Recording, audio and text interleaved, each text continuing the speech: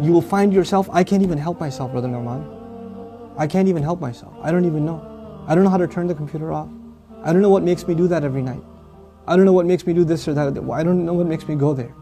Go into that chat session, you know. Go and log into that, horrific website. Go watch that filth. Why do I end up doing that? Why can't I lower my eyes when I'm in an elevator? When I'm walking down the street? I can't even help myself. I don't know what to do. That's when you know Shaitan's got a pretty good hold on you. He's got a pretty solid hold on you. And you've been sucked into a really, a vicious cycle. It's just getting worse and worse and worse and worse and worse. And you're not addressing it, and it's making the problem worse. And it's destroying your spirituality altogether. Your relationship with Allah depends on a heart being clean. Every time you're exposed to filth, more dirt, more blackness, more covers are poured on top of your heart. And it keeps on pouring, and it keeps on pouring, and it keeps on pouring, to the point where you're listening to the word of Allah and you can't get yourself to even shed a single tear. It won't come, because your heart has been made so hard because of all the exposure to filth, all the sin that your eyes are taking in all the time. And you don't even care anymore. You know, a good heart, when it sees something inappropriate that doesn't coincide with the commandments of Allah, it is disturbed. It's not attracted, it's disturbed. It says, no, that's wrong. Immediately the conscience kicks in, the alarm goes off. But when you're at the point, when you're by yourself and you feel no guilt doing it, you just don't feel anything. You don't feel that it's wrong. The only thing before you stare at a sister, you look around like, is anybody else watching? And then you take a good look. That means the fear of Allah is completely gone. The only fear you have is that of the seen. There's no more fear of the unseen.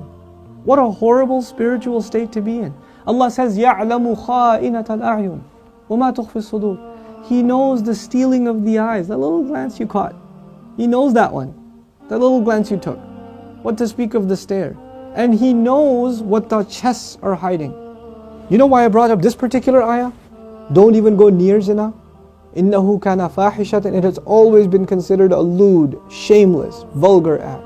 وَسَاءَ سَبِيلًا. And a horrible path. Allah describes it as a path.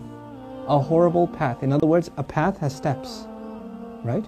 A path is made up of steps. You have to identify which step you're in.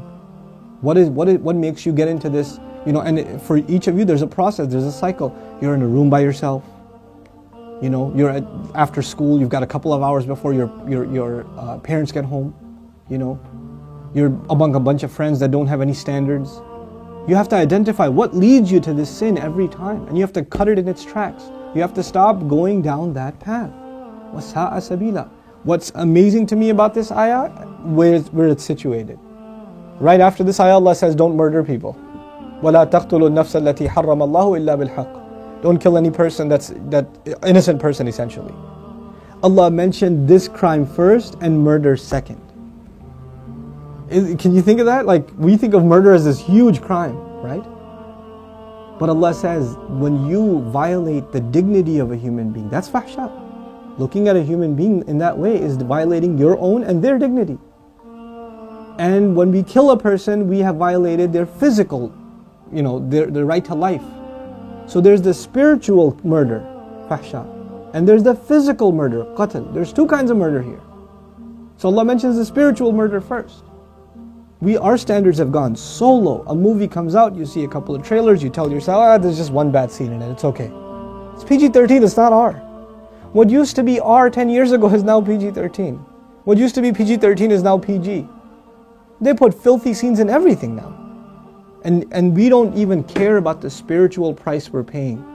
It's affecting our prayer, it's affecting our dua, it's affecting our character. It's affecting our family life. It is. And we don't care.